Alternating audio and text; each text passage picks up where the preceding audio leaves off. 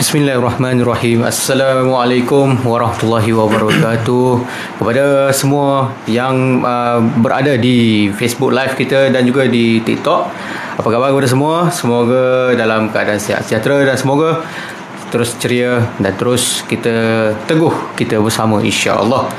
Dan terima kasih kepada semua yang menonton pada hari ini. Dan sebelum kita nak lebih lanjut, suka untuk saya nak minta kepada yang menonton saat ini, boleh tolong tak? Boleh tolong untuk sebar luaskan program kita pada hari ini. Seperti biasa, program kita bicara naratif pada hari ini dan tajuk yang sangat bagi saya mengesankan kita sebagai rakyat, insya-Allah. Dan tajuknya iaitu mandat rakyat. Dan bila kita sebut tentang mandat rakyat ni, kalau kita imbau balik, kalau kita imbau balik dahulunya, bukan dahululah, pada PRU 15, di mana gelombang anak muda ini memberi kesan besar kepada sokongan rakyat, khususnya kepada Perikatan Nasional, kepada PAS. Dan jadi diberi titik tolak daripada situ. Apakah ataupun sejauh manakah Perikatan Nasional akan terus tetap menjadi pilihan anak muda, maknanya terus relevan menjadi pilihan anak muda? Silakan. Okey, insya-Allah. Anak muda ni, dia anak muda kini lah, semakin ramai berpendidikan tinggi sebenarnya. Mereka berfikiran secara realistik dan kreatif. Tidak seperti anak muda sekitar tahun 70-an, 80-an, 90-an dululah.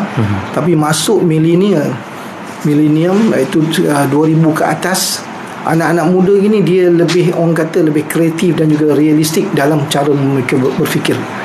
Jadi setiap sesuatu isu mereka lihat secara, orang kata, secara dalam. Kadang-kadang kita melihat mereka seolah-olah seorang yang yang sangat suka berhibur sebagainya, pegang gadget ke mana-mana. Tetapi jangan kita lupa di sana, dengan gadget ini mereka boleh mendapatkan informasi yang sangat jelas, sangat luas tentang apa yang berlaku di sekitar mereka, bukan sahaja sekitar mereka tetapi mungkin di seluruh dunia. Jadi maklumat-maklumat ini penting mereka kaji untuk mereka menilai sesuatu pemimpin itu, adakah pemimpin ini memenuhi aspirasi rakyat ataupun tidak, kerana mereka adalah pelapis kepada negara pada satu masa akan datang. Jadi kalau pemimpin ini dilihat tidak bagus, tidak menjalankan amanah seperti yang diamanahkan, mereka akan terang-terang menolak pemimpin ini. Tambahan pula anak-anak muda ni kebanyakannya berpendidikan agama, berpendidikan agama. Jadi bila pendidikan agama, mereka melihat isu pemerintahan ini bukan isu dunia semata-mata, ia ada berkaitan dengan akhirat. Sebab tu kita lihat beberapa hari yang lepas ada pemimpin di kalangan Barisan Nasional menyatakan ketakutannya menghantar anak-anak ke PASTI. Seolah-olahnya anak-anak yang mengaji di PASTI ni lah yang akan menjadi satu mercu kepada kejayaan PAS dan Perikatan Nasional untuk memerintah negara ini, maknanya mencuri negara ini dalam konteks anak-anak muda ini. Jadi dia kata jangan hantar anak ke PASTI. Tapi mungkin dia lupa berapa ramai anak-anak di kalangan ahli UMNO yang tidak pergi ke PASTI, masih kekal dalam UMNO. Dia tak kaji tu. Mungkin tanpa disedari dah ramai anak-anak ahli UMNO sendiri pun yang tidak dihantar ke PASTI, yang belajar mungkin dikemas di tarikat-tarikat yang lain, sudah berpandangan luas, berpandangan jauh. Dan mereka juga seorang yang bijak untuk menilai. Dia tak ikut ibu bapa mereka. Mereka menilai atas apa yang mereka patut nilai. Jadi itu kita melihat anak muda ni akan menjadi teguh bersama dengan tetap menjadi pilihan Perikatan Nasional akan tetap menjadi pilihan anak muda jika kita memberikan perkhidmatan yang terbaik kepada mereka, insya-Allah. Insya-Allah. Okey Ji, kita add on lagi satu question kita ni. Kalau kita tengok anak muda ni, rata-rata lah kalau saya tengok anak muda ni, kalau kita tengok tak suka bila ada satu perkara yang kita sebut sebagai kelentong. Kita sebut dia tipu dan sebagainya. Dan saya yakin bahawa anak muda yang celik dan pintar ni takkan tertipu dua kali. Jadi mungkin jadi nak nyatakan itu sikit. Okey, pengalaman saya lah. Pengalaman saya di kalangan ahli keluarga sendiri, di kalangan ahli keluarga sendiri, mungkin di sebelah keluarga-keluarga sebelah isteri dan sebagainya. Ada sebahagiannya anak-anak di kalangan mereka di kalangan ahli keluarga ni ada yang orang kata pemimpin-pemimpin UMNO lah. Pemimpin UMNO.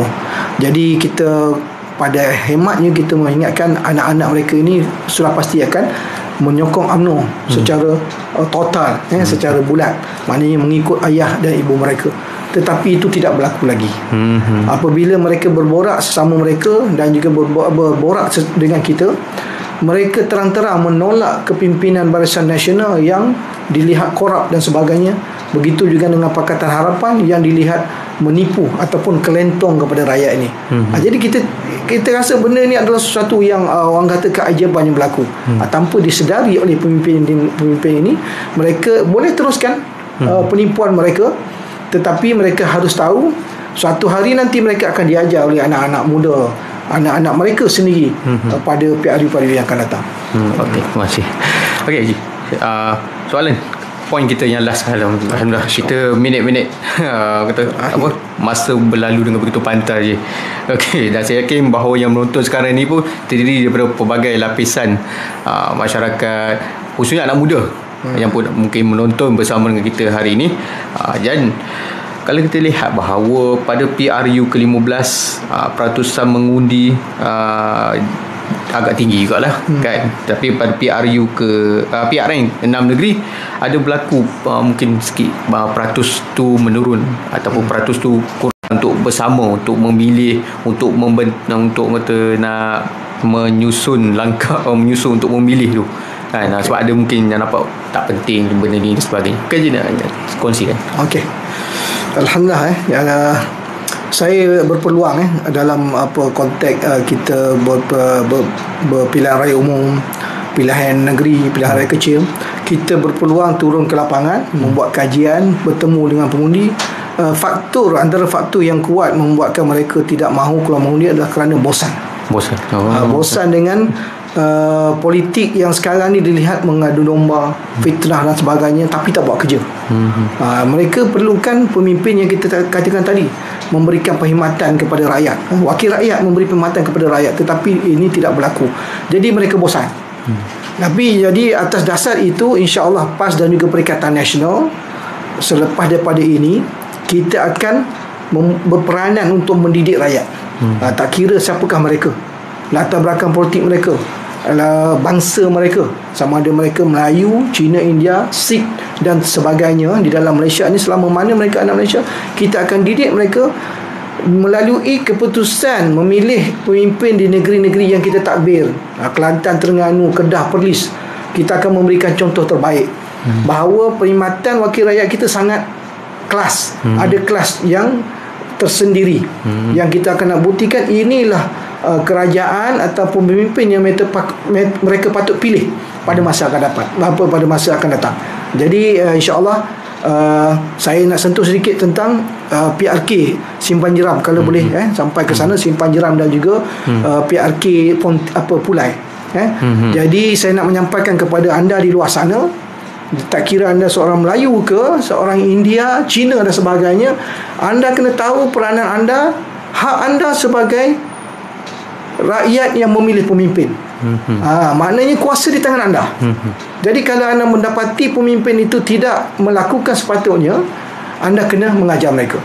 Jadi signal ni perlu diberi. Jadi jangan tertipu mengatakan apapun keputusan di Simpan Jeram, apapun keputusan di Pulai tidak memberikan apa-apa impak yang tinggi kepada kerajaan Johor. Tidak. Sebagai rakyat, apabila kita melihat keputusan yang telah berlaku pada PRU yang lepas, tetapi segala mandat rakyat tidak ditunaikan, kita kena hajar. Mana segala kos sara hidup, segala orang kata kebajikan yang tidak terjaga melibatkan kita semua. Dia bukan parti pembangkang saja, bukan ahli-ahli menyokong pembangkang saja. Seluruh rakyat terkesan dengan ini. Jadi dengan memberikan kemenangan kepada calon Perikatan Nasional di Simpan Jeram dan juga Pulai, anda sebenarnya telah memberikan satu signal kepada kerajaan sedia ada untuk mengubah cara mereka mentadbir kerajaan ini. Itu yang saya lihat. Okey, terima kasih Haji. Dan kita harap seruan Tuan Izham tadi dapat sampai kepada semua yang menonton pada hari ini dalam bicara naratif kita, InsyaAllah. Dan Haji, macam saya katakan tadi, masa menjemurui kita. Perbincangan kita sangat menarik sebab menyentuh dan tentang mandat rakyat dan sebagainya. Dan saya yakin rakyat pun merasa ada yang tak kira pilihan mereka menilai kembali, menilai kembali pilihan mereka tersebut. Jadi Haji, untuk kita punya konklusi kita pada perbincangan tajuk kita iaitu mandat rakyat, mungkin apa yang boleh kita simpulkan di sini? Okey, alhamdulillah, daripada apa yang kita bincangkan tadi, dan beberapa soalan dan juga kupasan, akhir sekali apa yang nak saya ingatkan kepada rakyat di luar sana, anda tahu mandat rakyat yang sepatut diberi adalah mandat bekerja untuk rakyat. Bukan mandat untuk memilih pemimpin untuk kembali berkuasa. Bukan begitu. Maksudnya kalau misalnya kata kerajaan tu telah dijatuhkan, telah jatuh kalah pada suatu masa, lepas tu kita nak naikkan semula kerajaan tersebut, dan cukup sekadar itu. Sebenarnya bukan. Kita nak sebenarnya menaikkan sesuatu kerajaan yang dipilih adalah untuk mendapatkan perkhidmatan yang terbaik kepada rakyat. Itu yang sebenarnya dinamakan mandat rakyat. Maknanya pilihan rakyat untuk rakyat, bukan pilihan rakyat untuk pemimpin. Jadi ini rakyat kena faham betul-betul, dan mereka kena hazam. Siapa pun jua anda kena tahu mandat rakyat sebenarnya adalah memilih pemimpin untuk rakyat. Itu yang dimaksudkan dengan mandat rakyat. Ya, Allah. Alhamdulillah, terima kasih Haji. Satu konklusi yang kita ringkas tapi jelas bahawa mandat rakyat itu, apabila kita memilih mereka-mereka yang akan mewakili kita itu untuk menjadi wakil rakyat, mereka mesti kena pastikan memberikan khidmat yang terbaik kepada yang kita pilih tu, berkhidmat kepada kita lah, kepada rakyat dan sebagainya, dari rakyat kepada rakyat lah kan. Okey, Alhamdulillah.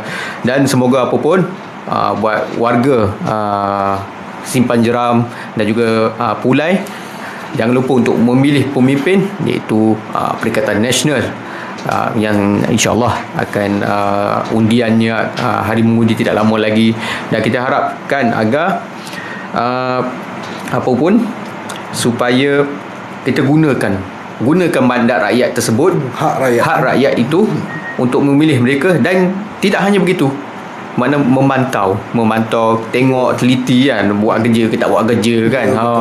Tak adalah gitu saja. Jadi itu yang paling penting. Alhamdulillah, terima kasih kepada Tuan Haji Izam atas masa yang diberikan mendengar perkongsian kita tentang mandat rakyat. Banyak yang dapat kita kupaskan, walaupun banyak kita nak cerita lagi ni, tetapi masa sangat jealous dengan kita kan. Berjalannya waktu, penerbit pun dah horn kita dah tadi. Jadi Alhamdulillah.